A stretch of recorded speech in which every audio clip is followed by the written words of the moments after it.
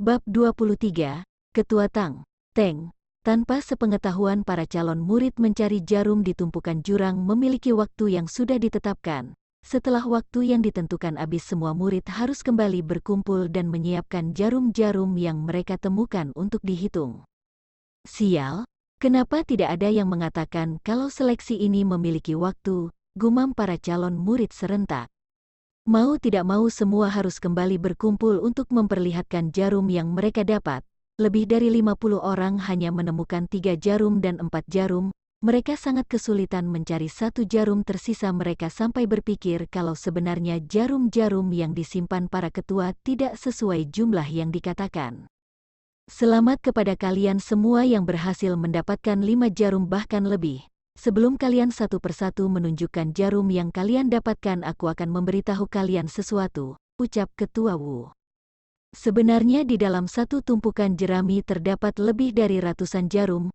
Kami sengaja hanya mengatakan sedikit jarum untuk melatih ketelitian kalian dan sekarang terbukti hasilnya, sambung Ketua Wu menggelengkan kepala.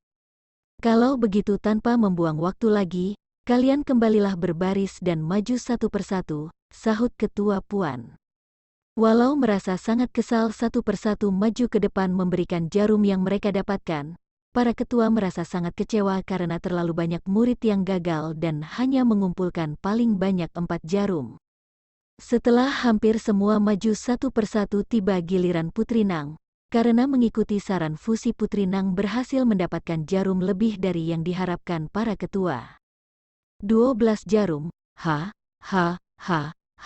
sepertinya murid ini yang terbanyak dalam mendapatkan jarum, ucap Ketua Puan senang. Dia satu tim dengan anak muda itu, walau satu tim mereka sama sekali tidak memperlihatkan hasil yang mereka dapat satu sama lain, sahut Ketua Wu. Kalau begitu biar kulihat berapa anak muda itu mendapatkan banyak jarum, ucap Ketua Puan. Setelah lewat beberapa anak fusi maju ke depan, fusi terlihat santai dan tidak mengeluarkan 1 jarum pun. Di mana jarum yang kamu dapatkan? Kamu tidak mungkin seperti yang lainnya bukan, atau bahkan kamu tidak mendapatkan sama sekali, ucap Ketua Puan. Serak, betapa terkejutnya para ketua skate melihat jarum yang didapatkan oleh fusi. Bagaimana tidak terkejut fusi mendapatkan ratusan jarum berbeda dari anak-anak lainnya. Ini tidak mungkin, ucap Ketua Puan. Fusi yang mendapatkan banyak jarum membuat calon murid lain terdiam. Mereka menemukan 5 saja, terasa sangat sulit. Bagaimana bisa fusi menemukan sebanyak itu? Bagaimana caramu melakukannya? Tanya ketuaku.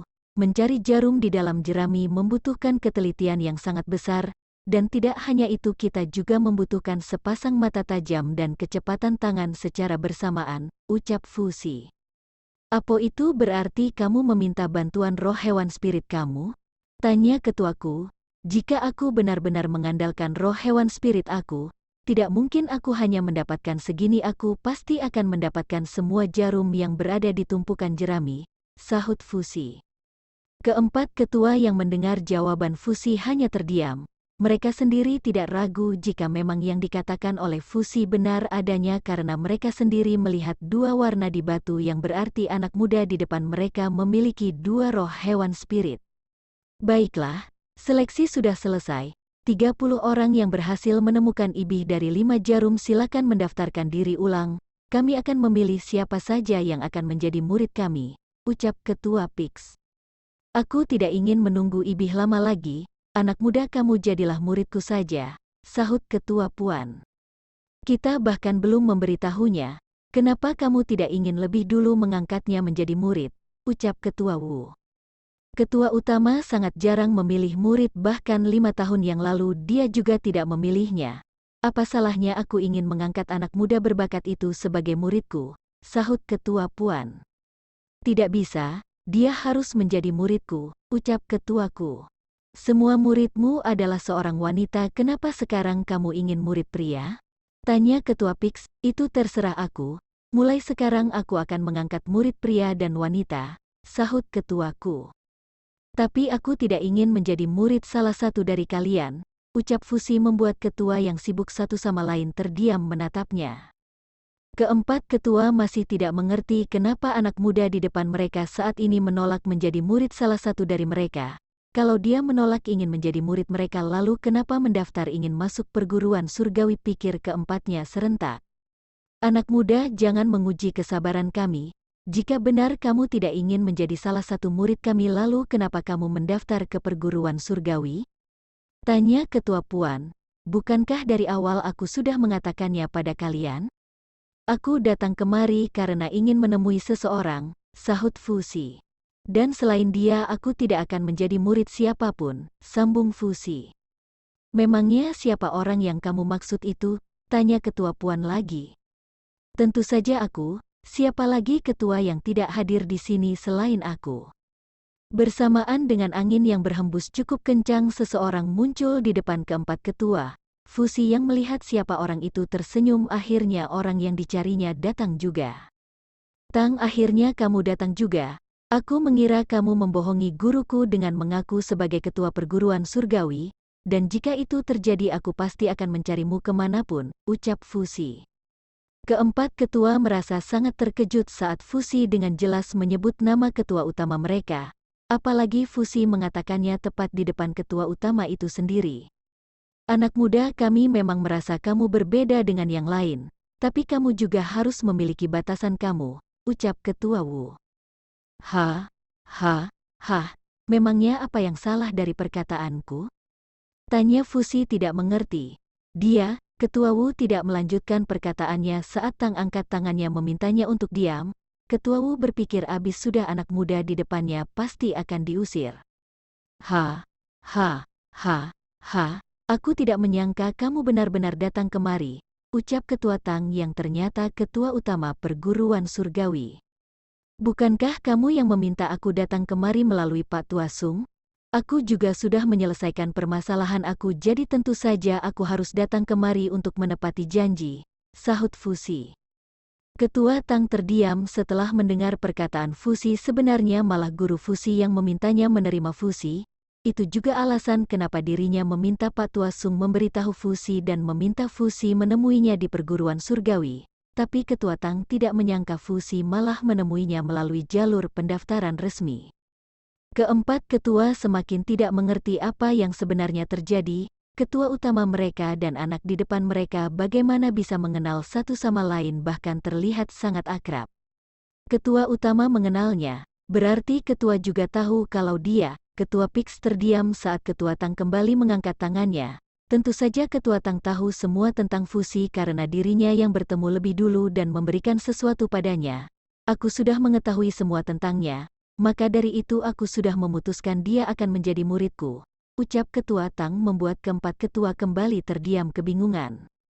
Bab 24, Hadiah. Keempat ketua yang semula hanya terdiam menatap satu sama lain merasa tidak terima. Ketua utama sejak 5 tahun lalu tidak menerima murid dan sebelum-sebelumnya hanya menerima beberapa saja. Untuk kali ini mereka sangat menginginkan anak muda yang akan menjadi murid ketua utama untuk menjadi murid mereka.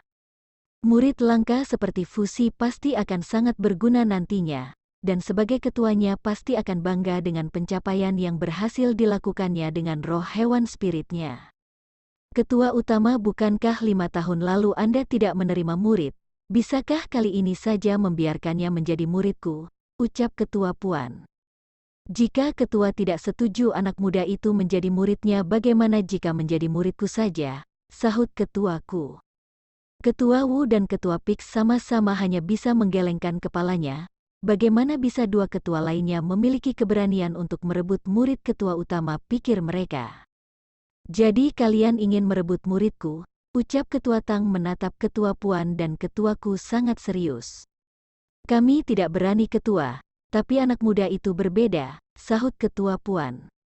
Begini saja aku membiarkan dia menjadi murid salah satu dari kalian berdua jika dalam 3 hari aku tidak bisa membuatnya mengalahkan masing-masing 3 murid senior kalian berdua. Itu jika kalian setuju, ucap ketua Tang. Mendengar ucapan ketua Tang, ketua Puan dan ketuaku saling pandang. Kesempatan seperti itu memang sangat jarang terjadi. Ketua utama lebih kuat di antara mereka, tapi dalam waktu 3 hari memangnya apa yang bisa diajarkan pada anak muda itu agar bisa mengalahkan 6 murid senior sekaligus. Kami setuju ketua, ucap ketua Puan, Wes.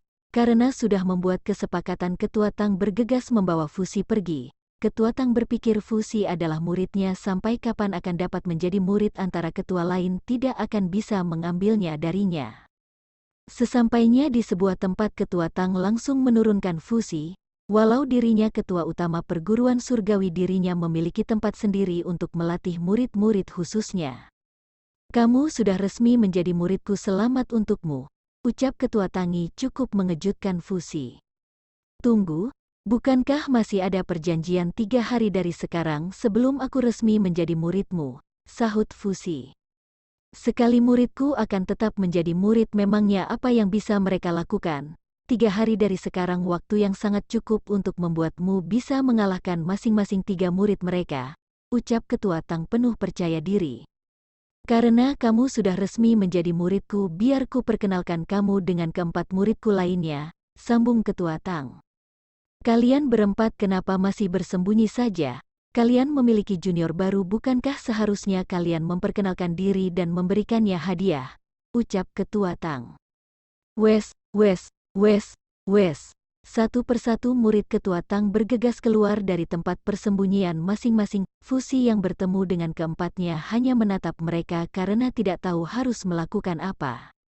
Hahaha, akhirnya Kids memiliki junior juga. Padahal aku sudah menantikannya dari 5 tahun lalu, ucap Ran. Ran adalah murid pertama ketua Tang di antara 3 murid lainnya. Ran memiliki tubuh yang paling kecil seperti anak berusia 12 tahun. Anak kecil, diamlah, langsung saja tunjukkan hadiahmu, sahut Yung, wanita yang diperkirakan Fusi berusia 25 tahun atau lebih. Rax murid ketiga dan Man murid keempat hanya menggelengkan kepala melihat kedua teman mereka. Ran dan Yung memang sangat sering bertengkar sejak mereka baru pertama kali masuk. Kalian juga jangan hanya menggelengkan kepala, sebagai senior kalian juga harus memberikan hadiah untuknya, ucap Yung. Rax yang memang sudah menyiapkan hadiahnya langsung berjalan ke arah Fusi yang masih terdiam. Rax mengeluarkan kotak kecil berwarna merah dan memberikannya ke Fusi. Jangan dilihat apa isinya, lihatlah kalau yang memberikannya tulus untukmu, ucap Rax sambil memalingkan wajahnya. Buka kotaknya, aku sangat ingin melihat isinya, sahut Ran. Fusi melihat ke arah Rax yang memberikan hadiah. Fusi ingin meminta persetujuan Rax sebelum membukanya. Tidak masalah, buka saja, ucap Rax yang mengerti maksud Fusi. Tak, ha. Setelah Fusi membuka kotak Rax, Ran tertawa sangat keras. Ran tidak menyangka hadiah dari Rax adalah pil tumbuh dewasa. Tidak perlu menertawakan hadiah orang lain, kamu cepat tunjukkan hadiahmu sendiri, ucap Yung. Ran dengan percaya diri mendekat ke arah Fusi. Ran langsung memberikan hadiahnya tanpa kotak seperti milik Rax. Lihatlah hadiahku, ucap Ran sambil memberikan hadiahnya ke Fusi. Fusi yang menerima hadiah Ran langsung memperhatikannya. Betapa terkejutnya Fusi saat menerima bola kristal yang sama sekali belum pernah dilihatnya. Kristal itu bisa membantumu melihat seseorang atau sesuatu yang ingin kamu lihat dari jarak jauh. Kristal itu biasanya hanya digunakan oleh penyihir, ucap Lulang menjelaskan ke Fusi yang memang tidak mengetahui tentang kristal pemberian Ran. Bagaimana cara mengaktifkannya? Tanya Fusi. Sangat mudah. Kamu bisa mengaktifkannya dengan darahmu, sahut Lulang membuat Fusi yang mendengarnya menganggukkan kepala. Dasar anak penyihir, ucap Yung. Biar saja, kristal itu lebih berguna dari pil tubuh dewasa Rax, sahut Ran. Tidak perlu menghiraukannya, ini hadiah dariku, ucap Yung. Yung memberikan jubah hitam yang sudah terlipat rapi ke Fusi. Setelah memberikan hadiahnya, Yung langsung menghilang tanpa menjelaskan kegunaan jubah yang diberikannya. Ini dariku, semoga kamu betah menjadi murid ketua Tang, ketua sedikit. Man tidak melanjutkan perkataannya saat melihat ketua Tang menatapnya. Man bahkan langsung menghilang bersama 3 murid senior lainnya. Setelah Man pergi, Fusi baru melihat hadiah yang diberikan Man berbeda dari ketiga senior lainnya. Man malah memberinya token berwarna merah yang Fusi sendiri tidak tahu apa kegunaannya. Karena mereka sudah memberikan hadiah masing-masing, kamu bisa ikut denganku untuk melihat tempat tinggalmu. Muridku memiliki tempat tinggal masing-masing yang tidak berjauhan satu sama lain, tapi untuk 4 senior kamu tempat tinggal mereka dipasang arai agar tidak ada yang masuk sembarangan, ucap Ketua Tang sambil berjalan pergi. Fusi bergegas mengikuti Ketua Tang. Sambil berjalan pergi Fusi berpikir tentang token merah yang diberikan oleh Man ditanyakan saja padanya. Ketua, apa aku boleh bertanya? Ucap Fusi. Tanyakan saja, sahut Ketua Tang. Token merah yang diberikan oleh senior Man memiliki fungsi apa? Tanya Fusi. Lambang yang ada di token merah itu akan membuatmu bisa dengan mudah memasuki wilayah kerajaan manapun. Man adalah salah satu pangeran yang sengaja dikirim kemari untuk meneruskan tahta. Tapi sebelum itu dia harus menjadi sangat kuat, ucap Ketua Tang.